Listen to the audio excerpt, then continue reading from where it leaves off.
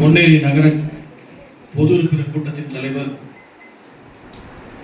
திருவள்ளூர் கிழக்கு மாவட்ட பொறுப்பாளர், அயராத உழைப்பாளர் அருமை சகோதரர் MSK ரமேஷ்ராஜ் அவர்களே, கூட்டத்திற்கு வருகை தந்துள்ள மாவட்ட கழகத்தின் அவைத்தலைவர் உள்ளிட்ட மேடையிலே அமர்ந்திருக்கின்ற மாவட்ட கழக, மாநில கழக, ஒன்றிய கழக, நகர கழக, பேரூர் கழக, வட்டக்கழக, கிளைக்கழக அணிகளின் அமைப்பாளர்களே, துணை அமைப்பாளர்களே, உங்கள் அனைவருக்கும் என் முதற்கண் வணக்கத்தை உரித்தாக்க கடமைப்பட்டிருக்கிறேன். நான் கடந்த கூட்டத்திலிடம் ஒரு வேண்டுகோள் விடுத்தேன். தயவு செய்து பேச வருகிற தோழர்கள் இந்த பட்டியலில் இருக்கின்ற அனைவரின் பெயரையும் சொல்லி எதிரே உட்கார்ந்திருக்கின்ற கழக தோழர்களையும் பொதுமக்களையும் வெறுப்பேற்றாமல் கூட்டத்தை ஏற்பாடு செய்கிற நகர கழக செயலாளரோ மாவட்ட கழக செயலாளர் தான் மொத்த பெயரையும் சொல்ல வேண்டிய கடமை, சிறப்பு இருக்கு. வரவெல்லாம் பட்டியல அவர்களே அவர்களே அவர்களே அவர்களின் படிச்சுட்டே போனா சொல்ல வந்த கருத்தை நாமளும் சொல்ல முடியாது. கேட்க வந்தவங்களும் இது அன்னைக்குதான் முடியுமோன்னு உட்கார்ந்து இருப்பாங்க. எனவே தயவு செய்து நான் ஒரு மூத்த நிர்வாகி, ரொம்ப நாள் கட்சியில இருந்தேன், உழைச்சு வந்ததுக்காக நான் அறிவுரை கூறலாம் வரல, ஒரு வேண்டுகோளை வைக்கிறேன், உங்கள் பாதங்களில் வைக்கிறேன். இனி வரும் கூட்டத்தில் இந்த மாவட்ட கழகத்தில் கூட்டம் ஏற்பாடு செய்கிறவரும் மாவட்ட கழக பொறுப்பாளரும் மட்டும் அனைவர் பெயரையும் சொல்வதைத்தான் தொண்டர்கள் விரும்புகிறார்கள். இதை நீங்க ஏத்துக்க ஏத்துக்காட்டி போங்க. அது சொல்ல வேண்டியது கடமை.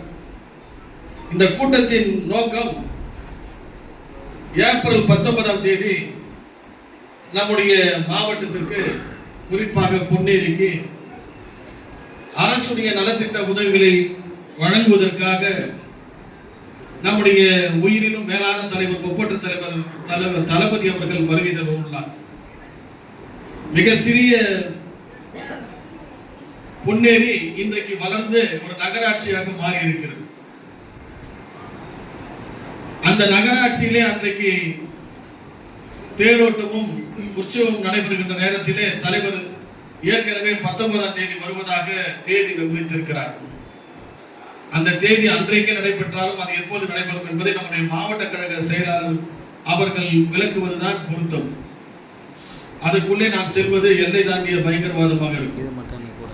எனக்கென்று ஒரு எல்லை இருக்குது, ஆனால் நமக்கென்று ஒரு பொறுப்பு இருக்குது.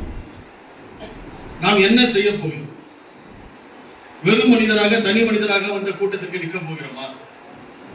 நம்மால் இயன்ற கழக தோழர்களை, பொதுமக்களை திரட்டி தலைவர் அவர்கள் தமிழ்நாடு முழுவதும் ரோட் ஷோ நடத்துகிறார்.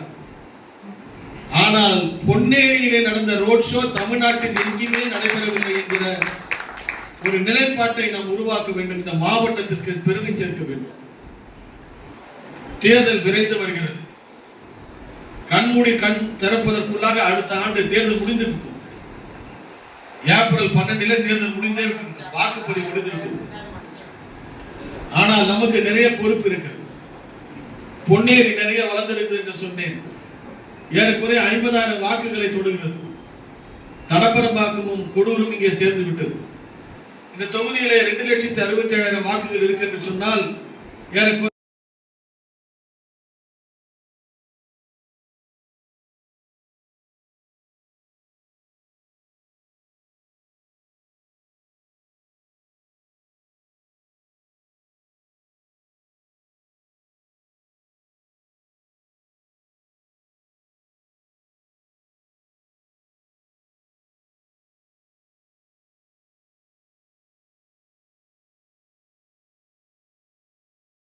மார்ச் 19ஆம் தேதி 2021 தலைவர் அவர்கள் திருச்சியிலே ஒரு பெரிய மாநாடில் பேசினார்.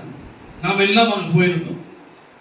இதுல எத்தனை பேரை ஞாபகம் வச்சிருக்கீங்கன்னு தெரியல. அன்றைக்கு தலைவர் ஒரு பிரகடனத்தை வெளியிட்டார். ஒரு செயல்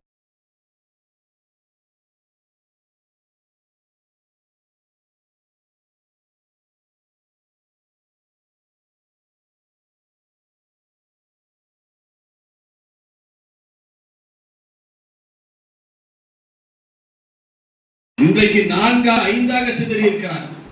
TTV, Sasikala, OPS, EPS, Sengottaiyan என்று 5 சிதறி இருக்கிறார். அவனுக்கே இப்பொழுது ஆட்சி கூறுவோமோ என்கிற நம்பிக்கை பிறந்திருக்கிறது.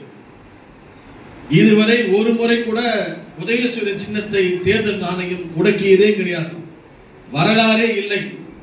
எத்தனை பிளவுகளை சந்தித்தாலும் திராவிட முன்னேற்ற கழகம் உதயசூரியன் மட்டும்தான் சின்னமாக போட்டி கொடுக்கும். எனவே நமக்கு அந்த நம்பிக்கை இருக்க வேண்டும். அந்த நம்பிக்கையை நீங்கள் தான் உருவாக்க வேண்டும். நமக்கு இருக்கிற சிறிய சிறிய கஷ்டங்களை புறந்தள்ளிவிட்டு இனி வருவது நல்ல நாட்கள், நம்பிக்கைக்குரிய நாட்கள். இங்கே சாதாரண தொண்டனாக இருந்து ஒரு மாவட்ட கழக பொறுப்பாளராக இன்றைக்கு ரமேஷ் ராஜ் வந்திருக்கிறார். இந்த